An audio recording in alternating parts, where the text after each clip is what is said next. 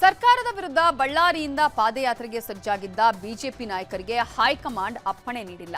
ಹೀಗಾಗಿ ಬಳ್ಳಾರಿಯಲ್ಲಿ ಬರೀ ಸಮಾವೇಶಕ್ಕಷ್ಟೇ ಬಿಜೆಪಿ ಮೀಸಲಾಯಿತು.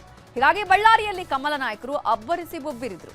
ರೆಡ್ಡಿ ಮನೆ ಮುಂದೆ ನಡೆದ ಗುಂಡಿನ ಕಾಳಗವನ್ನೇ ಅಸ್ತ್ರ ಮಾಡಿಕೊಂಡು ಕೈ ನಾಯಕರ ವಿರುದ್ಧ ವಾಗ್ದಾಳಿ ಮಾಡಿದ್ರು.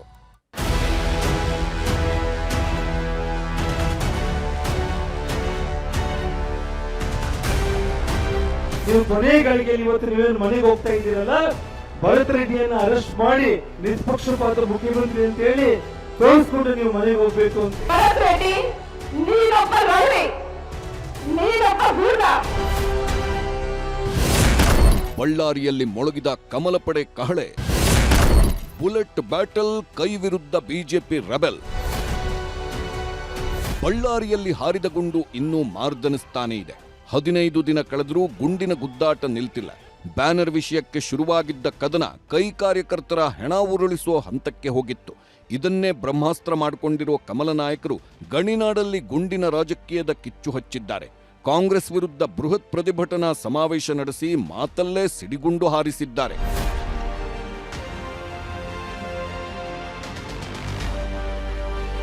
ಕಮಲ ನಾಯಕರು ಇವತ್ತು ಅಕ್ಷರಶಃ ಕೆರಳಿ ಕೆಂಡವಾಗಿದ್ರು. ಒಬ್ಬೊಬ್ಬರ ಮಾತಲ್ಲೂ ಸಿಡಿಗುಂಡುಗಳು ನುಗ್ಗಿ ಬರ್ತಿದ್ದವು. ಫೈರಿಂಗ್ ಪ್ರಕರಣವನ್ನ ಸಿಬಿಐಗೆ ಒಪ್ಪಿಸಬೇಕು, ಇಲ್ಲ ನ್ಯಾಯಾಂಗ ತನಿಖೆಗೆ ವಹಿಸಬೇಕು ಅನ್ನೋದು ಬಿಜೆಪಿ ಹಠ. ಆದರೆ ರಾಜ್ಯ ಸರ್ಕಾರ ಸಿಐಡಿಗೆ ವಹಿಸಿದೆ. ಇದು ಕಮಲ ನಾಯಕರ ಕಣ್ಣು ಕೆಂಪಗಾಗಿಸಿದೆ. ಸಿಐಡಿಗೆ ವಹಿಸುವ ಮೂಲಕ ಇಡೀ ಪ್ರಕರಣವನ್ನ ಮುಚ್ಚಿಹಾಕೋ ಹುನ್ನಾರ ನಡೆಯುತ್ತಿದೆ ಅಂತ ಬೀದಿಗಿಳಿದಿದ್ದಾರೆ. ಇದರ ಮುನ್ನುಡಿಯಾಗಿಯೇ ಬಳ್ಳಾರಿಯಲ್ಲಿ ಇವತ್ತು ಬೃಹತ್ ಪ್ರತಿಭಟನಾ ಸಮಾವೇಶ ನಡೆಸಿದ್ದು.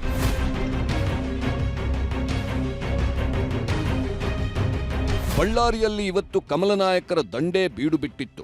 ವಿಜಯೇಂದ್ರ, ಅಶೋಕ್, ಬೊಮ್ಮಾಯಿ, ಜನಾರ್ದನ್ ರೆಡ್ಡಿ, ಶ್ರೀರಾಮುಲು ಸೇರಿದಂತೆ ದೊಡ್ಡ ದೊಡ್ಡ ನಾಯಕರೇ ದಂಗೆದ್ದು ಬಂದಿದ್ರು. ಮೊದಲು ಕನಕದುರ್ಗಮ್ಮ ದೇವಸ್ಥಾನಕ್ಕೆ ಭೇಟಿ ನೀಡಿದ ಕಮಲ ಪಡೆ ನಂತರ ಮೃತ ರಾಜಶೇಖರ್ ನಿವಾಸಕ್ಕೆ ಭೇಟಿ ನೀಡಿತು. ಈ ವೇಳೆ ಜನಾರ್ದನ್ ರೆಡ್ಡಿ ಪತ್ನಿ ಮೃತರ ಕುಟುಂಬಕ್ಕೆ 10 ಲಕ್ಷ ರೂಪಾಯಿ ಮೌಲ್ಯದ ಚೆಕ್ ನೀಡಿದ್ರು. ನಂತರ ಸಮಾವೇಶದ ಅಂಗಳಕ್ಕೆ ಬರ್ತಿದ್ದಂತೆ ಬೆಂಕಿ ಬಿರುಗಾಳಿಯನ್ನೇ ಎಬ್ಬಿಸಿದ್ರು.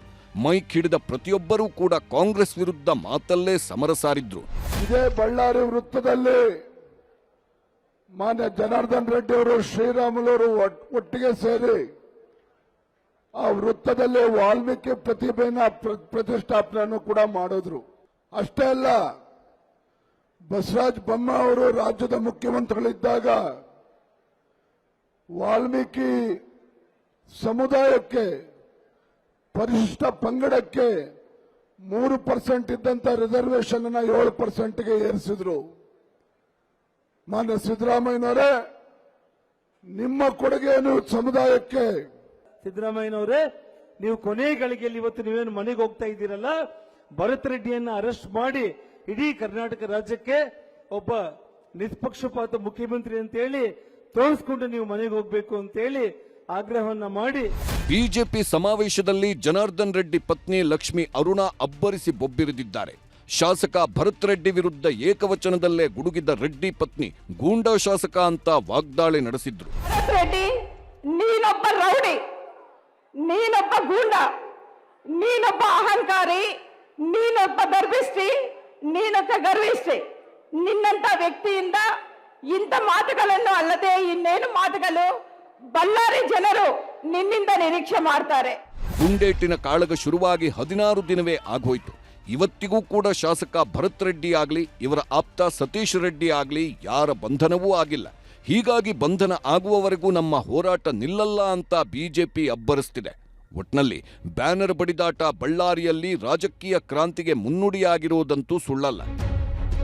ಕೃಷ್ಣ ಜೊತೆ ಬಸವರಾಜ ಹರನಹಳ್ಳಿ, ನ್ಯೂಸ್ 18 ಬಳ್ಳಾರಿ.